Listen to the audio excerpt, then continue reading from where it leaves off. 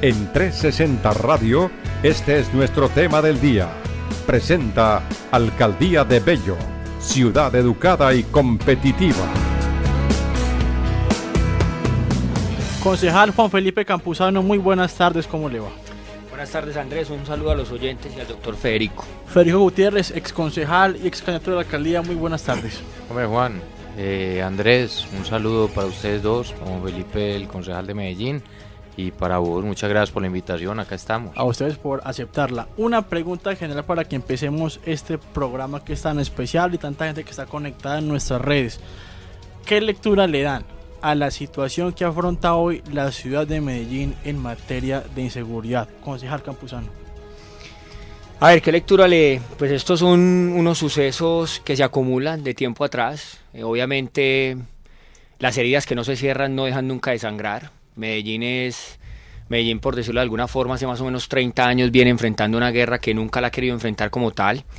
Hemos explorado desde todo punto de vista, menos desde la confrontación. Nunca se ha tenido una política clara de confrontación. Los alcaldes, las administraciones y los consejos anteriores considero yo que estuvieron muy enfocados en otros temas que de alguna forma hoy vienen y resultan en esto. Pues desde el 2003 más o menos, cuando se hizo la operación Orión, que Medellín estaba en una situación muy parecida de inseguridad, bajaron los niveles absolutamente a unas medias muy bajas referente a lo que era Medellín y obviamente a nivel mundial, pero no se logró mantener eso porque tenían la mirada para otro lado y definitivamente pues lo de hoy fue lo que se estuvo creando y generando durante estos últimos años. Pues indudablemente esto no es de un año ni de 2 años, esto es de años atrás que se dejaron de hacer las cosas correctamente y es el resultado de lo que tenemos hoy en día.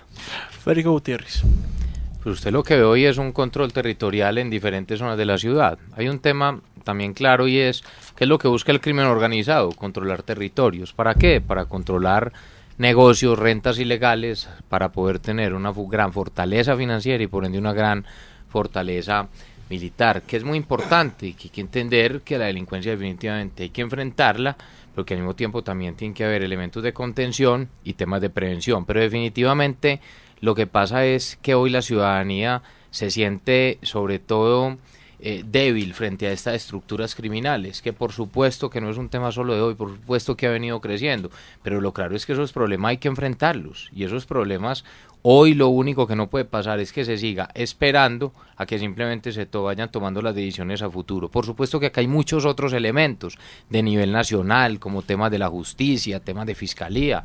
Por supuesto que hacen esfuerzos, pero la pregunta es ¿cómo siguen controlando estos territorios? Usted mira, por ejemplo, el caso de hoy, que es un caso muy específico que la gente tiene su mirada focalizada en el paro de algunas rutas de transporte, por ejemplo, de una empresa, pero no porque la estén extorsionando. Ya venían siendo extorsionados y no porque les aumentaron la extorsión. Cada vez estamos sufriendo más de eso y hemos pasado de micro a macroextorsión. Disminuyen homicidios, pero aumentan otros tipos de delito y eso es lo que hemos querido mostrar en los diferentes análisis. Bueno, ustedes dos tienen algo en común y es que las personas los piden como alcalde de Medellín el próximo año.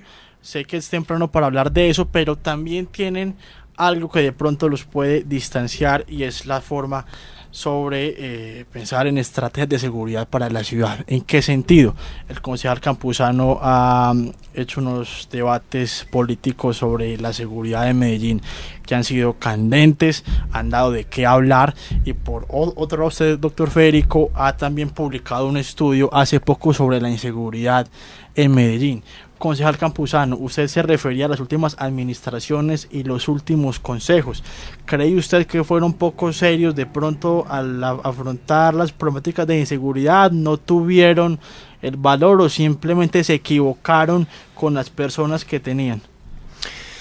Pues a ver, para mí, con todo respeto, absolutamente poco serios. Pues paros, para referirle algo al doctor Federico, entre 2008 y 2009 hubo 18 paros. Entre el 2009 y el 2010 hubo 20 paros, entre el 2010 y 2011 hubo 22 paros y yo no lo notaba tan preocupado como está hoy por la seguridad de Medellín. Yo realmente lo que considero y lo que veo acá es que obviamente estaban jugados en otros temas de ciudad que en evidencia en su momento digamos que fueron los temas que llevaron a la política a ciertos personajes que llegaron a administrar esta ciudad. Lo que sucede es que nosotros irresponsablemente le dimos la espalda a estos temas de seguridad y hoy en día tenemos lo que tenemos. Pero el control territorial siempre ha existido aquí. ¿O es que se olvidan cuando don Berna le dio por parar a Medellín y paró absolutamente a Medellín? No se movió un solo bus en Medellín. Cuando dijo, el problema es conmigo, yo paro a Medellín. El control territorial siempre ha existido. ¿Qué han hecho para mejorar el control territorial? ¿De cuándo acá nosotros pudimos establecer que aquí habían 14 ODINES operando? En el 2011, en el 2012 con el debate que nosotros hicimos. Nadie aquí habla de las organizaciones criminales, nunca hablaron de ellas. Es obvio, ellos en silencio tienen que estar armándose, ellos en silencio tienen que estar explotando a la gente. Obviamente que en el análisis y en lo que hoy en día sucede, creo que coincidimos en decir qué es lo que le pasa a la ciudad de Medellín. El por qué es donde nos diferenciamos. Hay muchos por qué que la gente le saca el cuerpo y evidentemente pues no puede ser así. Hay que asumir responsabilidades políticas. Doctor Federico, en los 8 años que usted hizo parte del Consejo, ¿qué debates de seguridad se adelantaron? ¿Cuáles eran las cifras comparadas con la que presenta actualmente? ¿Y qué estrategia conoció usted de parte de sus alcaldes Fajardo y Salazar para combatir a la delincuencia? Pues fueron muchos los debates y decir por eso uno creer que es un problema solo de 2 años, pues nunca lo hemos dicho así. Esto es un problema acumulado de ciudad, pero eso no implica que no se pueda ser drástico y duro frente al crimen. O sea, aquí también hay que entender, y es, hoy Medellín vive una situación, entonces por el hecho de que antes se hayan desarrollado otras políticas no quiere decir que entonces hoy la gente tiene que quedar callada. La ciudadanía hoy está sufriendo, la ciudadanía hoy tiene problemas, paros por supuesto, y de la misma manera se han rechazado esos diferentes espacios. Pues yo le quiero hacer un poco en el tema de cronología para que usted vea lo que venía ocurriendo en la ciudad de Medellín, que es un tema, por supuesto, control territorial sí ha existido, pero eso no quiere decir que entonces tenga que seguir existiendo. El tema de don Berna, cuando en el 2013 se desmoviliza el bloque Cacique Notivaro, entran ahí mismo dentro del proceso en noviembre del 2003, en la administración todavía de Luis Pérez Juan, se desmovilizan 870 hombres del bloque Cacique Notivara. Eso inmediatamente, por supuesto, que tuvo un impacto positivo para la ciudad de Medellín. Son 870 personas que de un día para otro, en vez de estar armados, en vez de estar con capuchas, pues ya hacían parte de un proceso. Muchos de ellos definitivamente volvieron a las armas, pero muchos otros también pudieron salvarse, como muchos otros también terminaron asesinados entre ellos mismos. Era un tema grave de ciudadanía, pero eso no quiere decir que entonces se hubiera pretendido que es que ya el control existía. ¿Qué coincidió en ese momento? Disminución de homicidios muy fuerte, es cierto. Se llegó en ese cuatrienio a tener la cifra más baja de los últimos 20 años, que era 26 homicidios por cada 100.000 habitantes. Pero también en ese momento habían disminuido una cantidad de cifras, de temas de hurto, y donde había inclusive una mejor percepción de seguridad de la ciudadanía. Por algo la gente se sentía un poco más seguro. No quiere decir que es que estas estructuras criminales hayan dejado de existir. No quiere decir que es que don Berna no tuviera control territorial. Pues por supuesto que estaba obvio que también lo tenía. Cuando fueron a detenerlo por orden del gobierno nacional allá en Ralito, y me acuerdo que de un momento a otro la ciudad se paralizó al mediodía, no un día avisado desde atrás como lo hacen regularmente. Esto fue mediodía y paralizaron la ciudad. Eso es cierto, y ahí se muestra también el poder que tienen esas estructuras, pero porque hay que combatirlas desde la raíz. ¿Qué pasa después de que extraditan a don Berna? Pues arranca todo el tema, arranca el tema de Sebastián, arranca el tema de Valenciano y empieza otra vez la confrontación, el tema de la lucha por el control territorial. Muchos los debates, muchos los temas. Faltó tomar decisiones desde el principio, en ese momento cuando se sabía que iba a pasar a atomización. Y ahí está, nosotros lo decíamos. Pero el tema, también lo que nosotros queremos señalar hoy, y por eso Medellín no puede volver a repetir historias, y es el hecho de que hoy tengamos la disminución de tasas de homicidio, que está en 38.1% homicidios por cada 100.000 habitantes, que sigue siendo alta. No quiere decir que entonces estemos del todo bien en seguridad. Usted mira las cifras de hurto aumentaron, mira el tema de desplazamiento forzado, mira el tema de desapariciones, y ahí es donde usted entiende qué es lo que pasa en los barrios. Y lo otro es uno hablar de acá, por lo otro también es la gente que vive en estas zonas, y lo otro es usted ir a recorrerlo también. La gente hoy está atemorizada, entonces el reclamo tiene que ser a nivel general, no solo para un alcalde, para una administración, sino para todos, que se tomen decisiones de fondo frente a ese tema, sin decir que es que no se ha hecho nada. Por supuesto que se han hecho. Usted lo decía ahora, temas de aumento de pie de fuerza. Por supuesto que usted compara el pie de fuerza que hay hoy con el de hace unos años, el aumento es impresionante también. Sí, pues se necesitan medidas mucho más efectivas. Concejal Campuzano. Pero es que no solo hoy la gente tiene miedo, Federico, es que lo que yo estoy planteando acá es que durante 8 años la gente se hizo la vista gorda. Yo tengo acá la lista de los debates de seguridad que se hicieron, que además no fueron debates. Por ejemplo, los tuyos todos fueron invitación, vos no hacías una citación nunca. Invitabas a la administración a que viniera a contar cómo le estaba yendo. Es que a eso es lo que yo me refiero. La gente no tiene miedo solamente hoy. Y le cuento algo, la tasa de homicidios de hoy, de este gobierno, que lo puedo decir porque soy en materia de votos en el Consejo, puedo decir que soy el mayor detractor de este gobierno, pero le quiero decir, equiparo a la del 2005, que está en 37, que fue de 37,35 homicidios por cada 100.000 habitantes. Yo le hago una pregunta, por ejemplo, en el tema del plan desarme, que usted hizo casi 4 debates sobre el desarme en Medellín. ¿Dónde se le ocurre a una persona, en un país que estamos entre los 5 primeros países en armas ilegales en el mundo, ¿cierto? Más en una ciudad como Medellín, ir a desarmar a la gente de bien? Yo soy un tipo portador y tenedor de armas legales. Yo voy a la 4ª Brigada a dar la cara y no utilizo el arma ni para amedrentar a nadie, ni para extorsionar a nadie, ni para robar un banco, ni para fletear a nadie. ¿Cómo es posible que los debates de seguridad yo vea que el 50% de sus debates, el 70% de sus debates fueron para desarmar a la gente? A ese tipo de cosas me refiero yo. Con seguridad, desarmar a la gente en un país donde es legal portar el arma no es una medida de seguridad. Incluso va en detrimento de la seguridad y ha ido en detrimento de la seguridad de Medellín. Aquel personaje que cogió el carro y se lo tiró a los bandidos es porque no tenía su arma de dotación para defenderse. ¿Cuántas personas en este momento se han podido defender ante la criminalidad y no lo han podido hacer? Usted también muestra unas extorsiones del Boulevard de Castilla. Hombre, hace 7 años y medio están esas extorsiones. O apenas se vino a dar cuenta ahora. Hace 7 años y medio hay denuncias del Boulevard de Castilla de las extorsiones, de las mismas extorsiones. Entonces, a lo que yo me refiero es, obviamente, cuando nosotros planteamos el debate acá, lo que encontramos en Medellín era una ausencia de policías. Nosotros no cumplíamos la media ni siquiera de Colombia. En ciudades más pacíficas en Colombia, habían más policías que en Medellín por habitante, y nadie era capaz de decirlo. ¿Por qué nadie lo dijo? O sea, lo que yo estoy diciendo y lo que yo me planteo es por qué a ciertos sectores o a ciertos personajes hoy en día en la vida pública les interesa la seguridad de Medellín, y cuando era su labor que les interesase no lo hicieron. Ahí es donde está el planteamiento, Federico. Mire, cuando nosotros llegamos teníamos... A ver, entonces vengamos por partes. Vamos por partes. Vengamos por partes, pues, que no hay problema. Mire. Hágale tranquilo. Por supuesto que el debate no solo dio, sino que sigue dando. Y por supuesto que tenemos todo el derecho de que nos preocupe. ¿Qué tal que no nos preocupa la situación de seguridad? Total. Claro que nos ha venido preocupando y nos preocupa hoy. Y así bajemos hoy en más de la mitad de homicidios con la cifra que tenemos hoy. Nos tiene que seguir preocupando, porque eso no son ni que a los niveles óptimos. ¿Por qué no te preocupaba cuando eras concejal? ¿Y quién dijo que no nos preocupaba, Juan Felipe? Las actas del consejo. Pero venga, entremos en el debate. La gente sabe qué debate hicimos, y nosotros hicimos todos los debates. Las y actas del consejo están en los debates. Pero entonces venga, déjeme hablar, Juan. Bueno, por eso. Usted arranca con varios temas. Listo. Hablemos de varios. Plan desarme. Listo. ¿Usted leyó el proyecto de acuerdo de plan desarme? Totalmente. Bueno, ¿usted cree que por un proyecto de acuerdo se puede desarmar a la ciudadanía? Dígame sí o no. En un acta usted dice, logramos desarmar, logramos concretar el plan desarme. Está en el acta lo que usted dijo. La pregunta es muy concreta. Un plan y un usted proyecto de acuerdo de desarme a la ciudadanía. No, usted lo logró. Juan, inténtelo y verá que ni usted ni nadie es capaz de desarmar a la ciudadanía. Las actas dicen que usted lo logró. Voy a decir logró. por qué. Porque es que legalmente es imposible que usted lo haga. Yo lo voy a decir en lo que yo estoy de acuerdo con temas de lo que presentamos en el plan de desarme.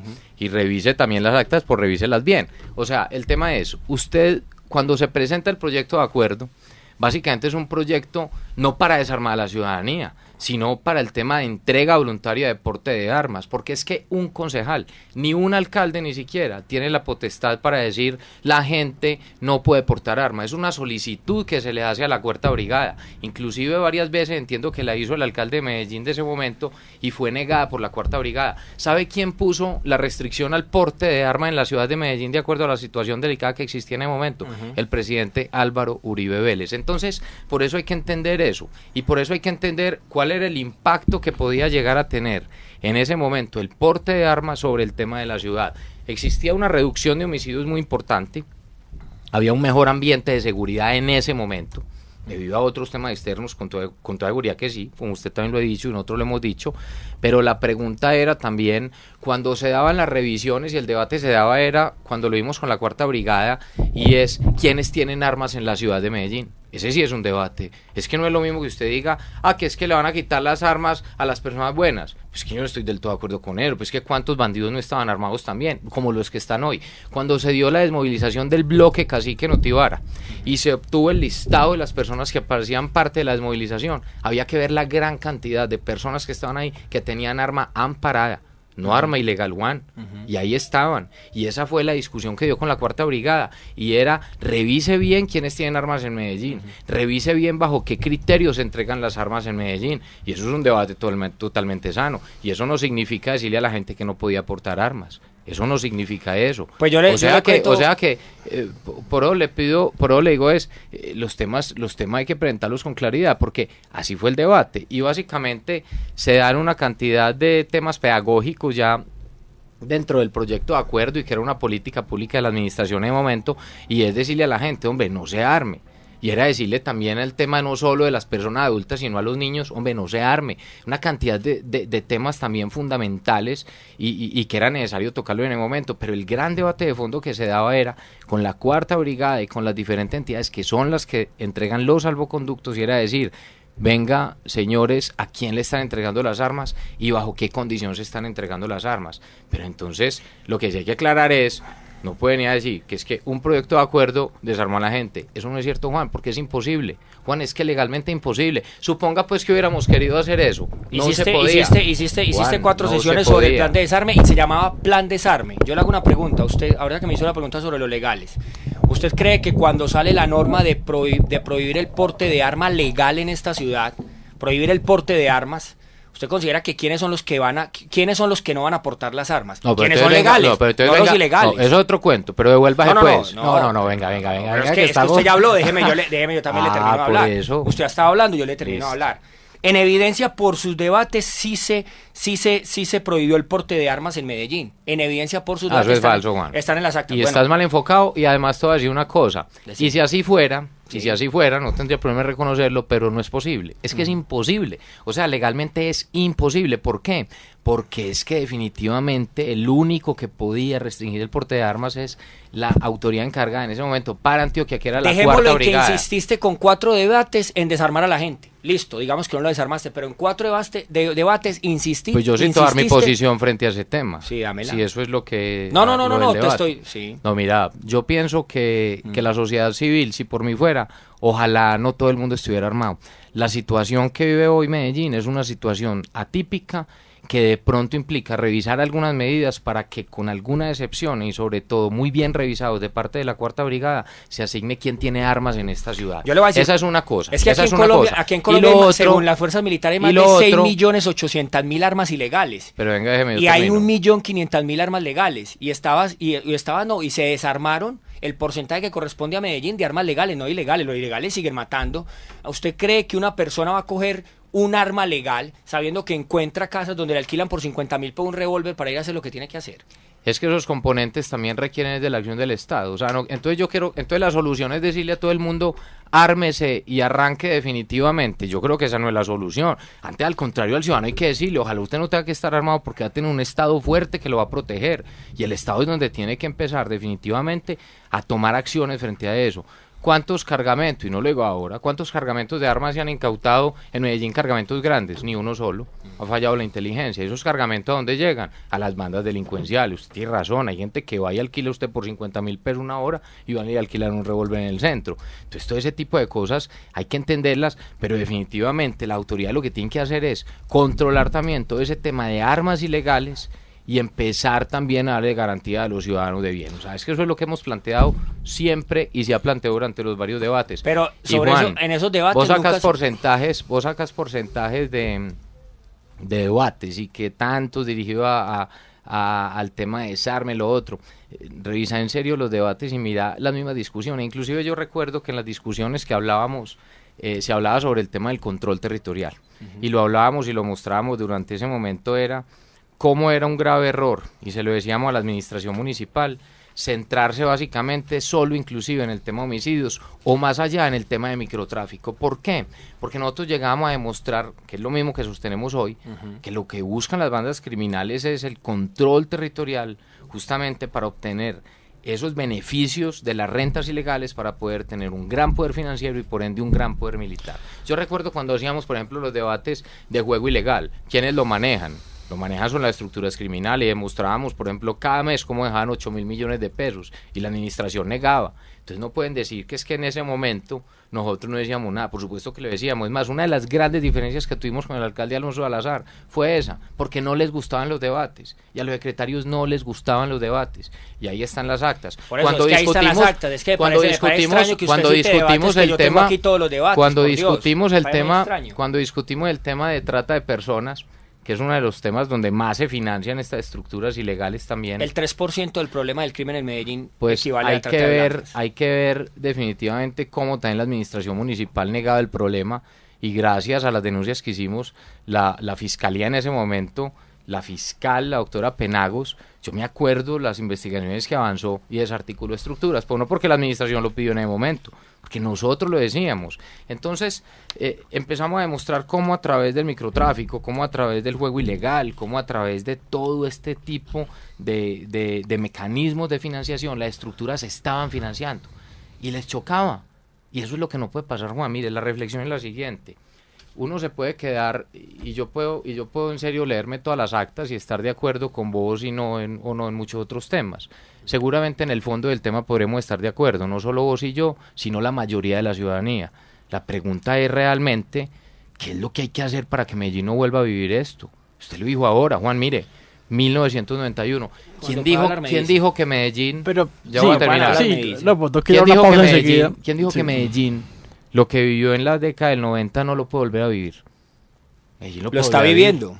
Puede llegar a cifras únicas donde llegamos a estar demasiado mal. Entonces lo que decimos en la reflexión es, ¿qué es lo que hay que hacer definitivamente entre todos para que esto no se vuelva a repetir? Usted dice con cierta el tema de fondo, ¿cierto? La ciudad, como ciudad, no solo como administración municipal, la ciudad tiene que tomar medidas de fondo para que no se vuelva a repetir lo que hoy está repitiendo. O sea que hay que avanzar. Permítame, voy a un corte comercial y ya regresamos.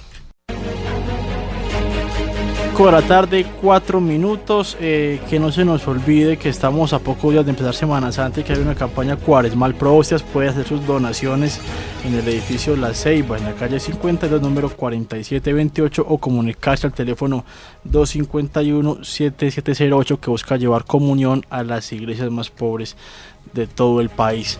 Concejal Campuzano, doctor Gutiérrez, ya sabemos cuál es el problema. Ustedes dos son expertos y saben qué es lo que pasa en la ciudad. Ahora, ¿cuáles son las soluciones que se deben plantear? No para decir que acá va a haber paz del todo, pero por lo menos para tratar de ganarle terreno a los bandidos, concejal. Mire, vea, el crimen es algo que es innato a la humanidad. Siempre ha existido, siempre va a existir. Las sociedades que hoy en día logran mantener o vencer al crimen es porque lo logran controlar, ponerle unos márgenes. En evidencia, Colombia carece y adolece de eso, más que todo por liderazgo que por cualquier otra cosa, más que todo por intención que por cualquier otra cosa. Aquí ha hecho carrera tanto en la opinión pública como en la clase política con estar con el crimen, silenciarse o por intereses políticos o simplemente por intereses económicos. Indudablemente eso no puede pasar. Nosotros desde el primer debate que como lo digo en el 2012, en febrero 13 del 2012, establecimos la ciudad que recibíamos en materia de seguridad. Nosotros planteamos crear el sistema IBIS, que este gobierno lo está creando, mejorar las comunicaciones, que está mejorando en comunicaciones, pero no ha hecho lo suficiente. Manifestamos en el plan de desarrollo que no era suficiente la inversión que estaban haciendo en seguridad en Medellín, cuando nosotros logramos que incrementaran la inversión en más de 250.000 millones de pesos, con referencia a lo que normalmente se invierte en Medellín para la seguridad. Equipos de vigilancia e investigación son fundamentales. Necesitábamos una oficina de protección a testigos, lo están logrando los fiscales de extinción de dominio, crear una tipología ODIN para poder crear fiscales especializados que permitan organizar esto, fiscales especializados en homicidios y narcóticos. Medellín no tenía absolutamente ningún fiscal especializado, y eso que, vuelvo y le repito, supuestamente había quien se preocupara por la seguridad. Fiscales, jalonar el decreto ley que protocola el modus operandi de la ODIN, como le venía diciendo anteriormente. Buscamos la creación de una sala Esmeralda con la adquisición de equipos de triangulación. Antes para triangular a un bandido en Medellín había que pedir un turno a Bogotá, y cuando llegaba el turno para poder triangular e interceptar el teléfono, ya el bandido se había ido donde estaba. El control de los corredores de movilidad. Aquí hay unos corredores de movilidad que están plenamente establecidos, con las 14 ODIN que operan en el área metropolitana, 10 de ellas con incidencia en Medellín. En definitiva, hay muchas cosas por hacer. Nosotros obviamente siempre hemos planteado el tema de la fuerza, la contundencia, reaccionar, actuar, impactar. Esto va en el liderazgo del personaje quien ostente el poder. Eso es claro, esto no se puede cambiar. Pero en definitiva, Andrés, la intención de todo esto es que Medellín perdió mucho tiempo en seguridad, y eso hay que reconocerlo, y hay que señalarlo, porque es que ni más faltaba yo salir de aquí como concejal, no haber hecho mi trabajo y pretender de alguna forma ir a señalar o a exhibir el resultado de no haber hecho mi trabajo, que realmente tendrá unas consecuencias, y ir a señalar esas consecuencias. A eso es lo que me he referido y he tratado de dar a entender en este debate. Concejal, ¿cómo trataría usted de manejar el problema que hay con el sistema judicial colombiano? La alcaldía hace un esfuerzo, la policía coge a los bandidos, pero cuando los llevan a la fiscalía, los llevan en fin a las entidades judiciales, o los dejan sueltos, o porque los capturaron mal, porque no los saludaron, porque no hay denuncia, en fin. Colombia necesita una reforma a la justicia, y eso es del orden nacional, es del orden legislativo. Pero indudablemente lo que nosotros podemos hacer es exigir un mayor número de fiscales, aportar el dinero para que esos fiscales puedan llegar a Medellín, fiscales especializados, como lo dije ahora, en narcóticos, homicidio, y crear la tipología del modus operandi de la SODIN. ¿Cómo están trabajando ellos, que trabajan hoy en día en 3 niveles? Tienen el primer nivel, que son el control de las comunas, que es el brazo armado, coordinan la zona y coordinan 2 niveles, los otros 2 niveles y manejan los homicidios. El segundo nivel es el control barrial, los enfrentamientos, las incursiones, el cobro de extorsiones, las vigilancias de los barrios, la microextorsión, el transporte, las tiendas, negocios, vigilancia informal, que es más o menos lo que el crimen organizado hoy en día tiene. Y el tercer nivel, que es el apéndice del primero y el segundo, que es el narcomenudeo, la distribución, los puntos móviles de delincuencia, el microtráfico y hurtos. Entonces, en definitiva, el tema legal en Colombia, el tema de la justicia, pues para nadie es un secreto que estamos en mora de una reforma a la justicia. La estamos esperando, digamos, 10 años esperándola. Creo que vamos a seguir otros, por lo que veo por ahí, otros no menos de 2 años más esperando la reforma a la justicia en Colombia, pero lo que sí podemos hacer es invertir los recursos necesarios. Mire, el crimen en Medellín transversaliza más o menos entre el 67 y el 70%, si se puede llevar a cifras, los problemas de la ciudad, desgraciadamente. Y nosotros lo combatimos con el 3% del presupuesto, algo más del 3% del presupuesto, y eso porque este consejo ha sido acucioso en exigir los recursos, no pedirlos, en exigir los recursos mediante debates que de alguna forma han llegado a la fibra del mandatario actual. Concejal Gutiérrez, estrategias para mejorar la seguridad de Medellín. Pues mira, Andrés, uno definitivamente tiene que entender que usted tiene que tener 2 acciones concretas, sobre todo para poder combatir la delincuencia y para romper de una vez por todas con esos ciclos. Una es todo el control, la fuerza del Estado, y donde en un Estado fuerte quienes tienen que tener miedo son los delincuentes y no los ciudadanos de bien, como ocurre hoy. Y otra también es todo el tema de la inversión social. Usted necesita las 2 al mismo tiempo. Quien solo se dedique a inversión social y no le meta la mano a todos estos otros temas de la fuerza del control, pues entonces los resultados no van a ser buenos. Y quien solo le meta el tema al control y a la fuerza, pero no a inversión social, en una ciudad donde el estrato 1, 2 y 3 sume el 80% de la población, pues nunca vas a romper ese ciclo. El tema es muy sencillo, vos hablas con mucha gente y te dice, entonces yo no, depende con el alcalde que usted hable en América Latina, y le va a decir, bueno, entonces yo no invierto en seguridad, en el tema de policía, porque no creo en ella, y los problemas sociales son los que nos tienen como están. Puede tener razón, pero la pregunta es, ¿qué va a pasar con el otro tema? ¿qué va a pasar? Usted puede invertir y puede sacar muchos jóvenes del conflicto, pero ahí usted tiene hoy delincuentes que no se le van a salir por más que usted le ofrezca una beca de estudio. Entonces hay que entender el contexto. En temas de control, ¿usted qué tiene que tener? Definitivamente las ganas de combatir el delito, entender lo que pasa, entender la realidad. Medellín es una ciudad que cada territorio se comporta de forma diferente. No es lo mismo el comportamiento del centro que el comportamiento del poblado. Le pongo una cifra. El centro en particular, la cifra de homicidios del año pasado era 165 homicidios por cada 100.000 habitantes. La cifra del poblado era 7 homicidios por cada 100.000 habitantes. Mientras en el poblado el gran problema no era el homicidio, era el problema, por ejemplo, del hurto. Pero cada comuna se comporta de forma diferente. Entonces, ¿usted qué tiene que hacer? Aquí lo que hay es unas estructuras ilegales de crimen organizado y van más allá de temas transnacionales. Si usted mira, por ejemplo, el tema de grupos de objetivos de alto valor, es muy importante, hay que mantenerlo, pero lo que hay que hacer es no solo capturar cabecillas, sino desarticular organizaciones. ¿Cómo las desarticula usted? Atacando sus finanzas. ¿Ellos por qué están fortalecidos? Pues por eso mismo, porque tienen dentro de su división administrativa todos los temas habidos y por haber. Por un lado tienen trata de personas, por otro tienen extorsión, por otro tienen casas de vicio, por el otro lado tienen todo lo que tiene que ver con juego ilegal. Entonces, todas esas rentas ilegales van a una sola oficina para fortalecimiento financiero. Entonces usted tiene que tener una estrategia para cada tipo de delito. Hay que combatir cada tipo de delito según su naturaleza. Por supuesto que hay unos temas del ámbito nacional. Mire, Colombia necesita de manera urgente una reforma a la justicia, pero completa. Necesita depurar también las instituciones. Yo apoyo a la policía 100%, pues la policía también tiene que entender que tiene que depurarse, lo mismo la fiscalía. Y hay una cantidad de acciones concretas que tienen que ir desarrollando frente a esas estructuras ilegales, que hoy, vuelvo y digo, tienen gran fortaleza financiera y por ende un gran poder militar. Doctor Federico, usted y Paolo Holguín brindaron una asesoría en seguridad en Buenos Aires y en Celaya. Eso fue una invitación que nos hizo estuvimos allá unos meses con el sabemos de la problemática de México, ¿qué se implementó allá? ¿Cómo les fue?